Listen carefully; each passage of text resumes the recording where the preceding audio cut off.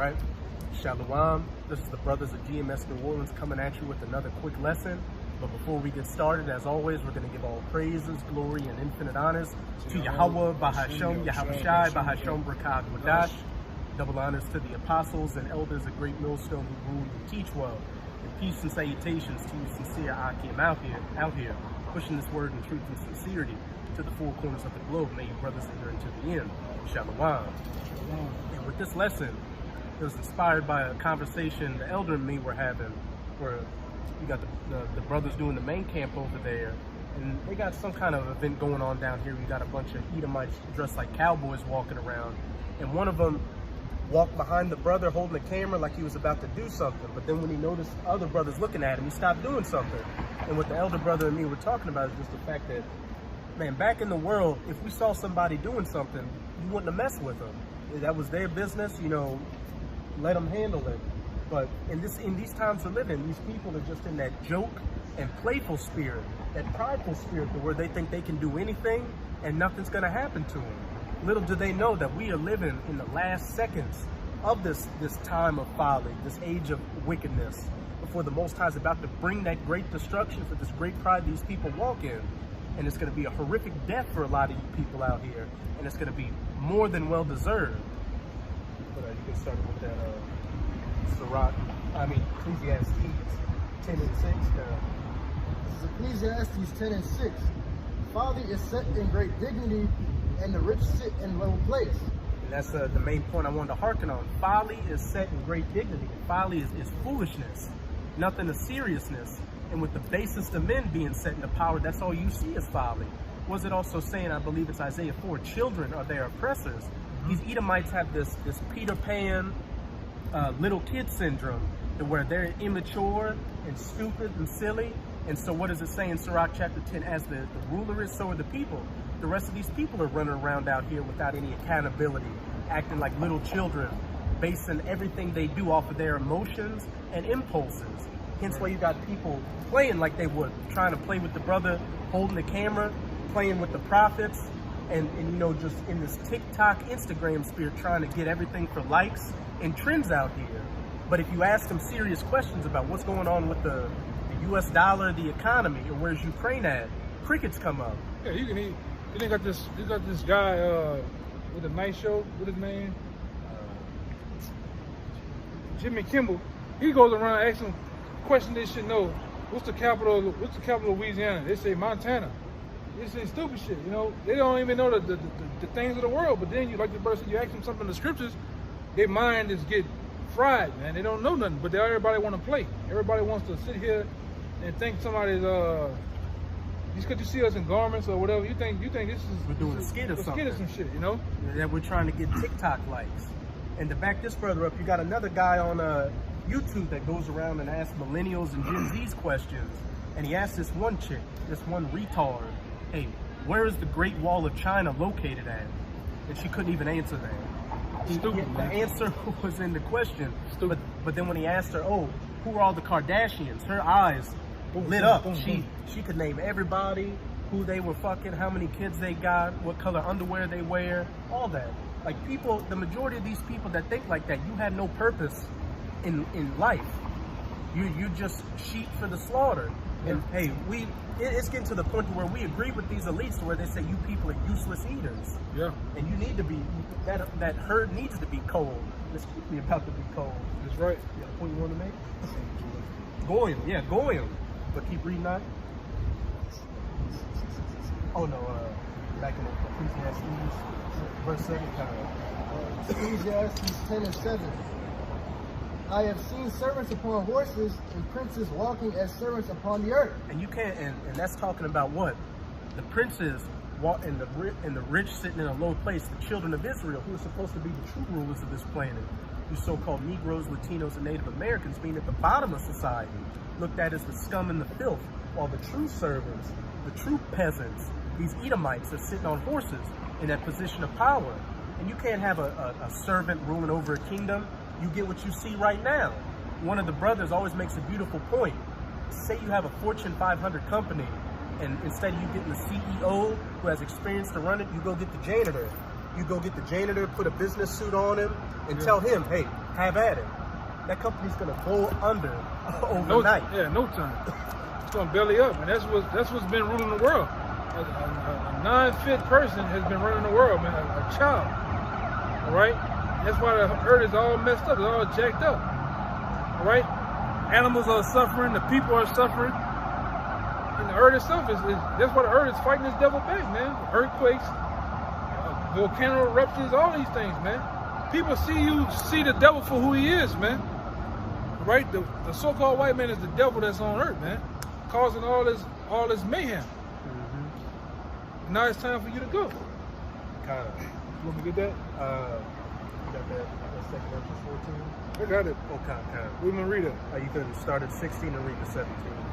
This is 2 Ezra chapter 14, verse 16. For yet greater evils than these which thou hast seen happen shall be done hereafter. Keep going. All right, and it says, for look how much the world shall be weaker through age, so much more shall evils increase upon them that dwell therein. And this is that angel telling Esdras that, like, in the process of time, through the process of the ages, things shall become more evil and more wicked.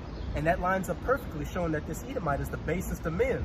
He's at the last stage before the kingdom of heaven, at the weakest stage. So what should that say? He's the weakest ruler, the weakest heathen out here. And and we already know he's the wicked according to the scriptures. So, hey, that prophecy's fulfilled itself, that wickedness has increased upon that which thou seest now. The basest of men, the wickedest of men, who does everything clean contrary to the scriptures, is in rulership. Hence, why every perverse, disgusting, wicked act is being performed in this society and is being upheld as the standard in this society. Being a whore is seen as progress. Being a Decepticon is seen as progress. Being not wanting to start a family and just be a degenerate weirdo out here is seen as progress. Everything, Salakia, that's worked throughout the ages to keep society running is looked at as the old way. That's not modern, but and now we can see the results of that. Just a society where everybody hates each other, they're cutthroat, and nothing can be relied upon or depended upon. And damn sure this man doesn't know how to run the planet, hence why you got chemtrails in the sky, polluted water, GMO foods everywhere. Just a woman over a man. Oh, kind. Because back then, like the brother going the old way, the man ran the home, man. All right, the woman would sit there and take care of the things of the home, and the man would go out and work and provide protection, provide, all right, comfort, and everything would be set in place. But now everything is all out of place, man. All right, everything is out of place. The food, the water, the household, everything is in a total array. Go ahead. And the brother's got a beautiful precept there further back at that point. This is Romans 8 and 22. For we know the whole creation groaneth and travaileth in pain together until now. And we can clearly see that the world is in a state of groaning and pain. What other time in history have you seen whales and other marine life just beach themselves on the shores to kill themselves because they swallow up all that plastic pollution in the ocean and these other things? Animals getting hunted to extinction. I want to back up when you finish the point. You got animals going extinct. You got men hating women, women hating men, children hating their parents, disobedient. Mm-hmm. Go ahead, you got it. We're breathing in. We're in a time to where we are breathing in microplastics, which when you look that up, they're the little microscopic pieces of plastics that's like billions of pieces, billions of parts per million. So we're breathing it in right now. And it says that those microplastics destroy you on a genetic level. That's what you get when you get a child in rulership. When your king is a child, as it says in Ecclesiastes, you just get everything completely out of order, and you got the whole world groaning and in pain and in travail. This is Isaiah 24 and verse 4. The earth mourned and faded away. The world languished and faded away. And when you go into that word languished, it talks about how the earth is weak and grows feeble. Hey, brothers always bring up that example. In the scriptures, it said that it took 2 men to carry a cluster of grapes. because the earth had its nutrition. Even in the older times, the earth had its nutrition. It had its nutrition and value to it. But look at grapes now. You can hold a cluster of grapes in your hand, and even then, the majority of that nutrients has been stripped out of it because of Esau's modern agricultural practices that uses these synthetic fertilizers and GMOs. Right. It says the haughty people of the earth do languish it. The earth also is defiled under the inhabitants thereof, because they have transgressed the laws, changed the ordinance, broken the everlasting covenant. Hey, not giving the land a land Sabbath, allowing men to dress like women and women to dress like men, allowing people to eat these abominable foods and push them out as delicacies. This haughty person, this proud person does everything clean contrary to the laws, statutes, and commandments. Hence why people are living a death style and not a lifestyle out here. And the whole creation is groaning. Right. You got that 19? This is Romans 8:19.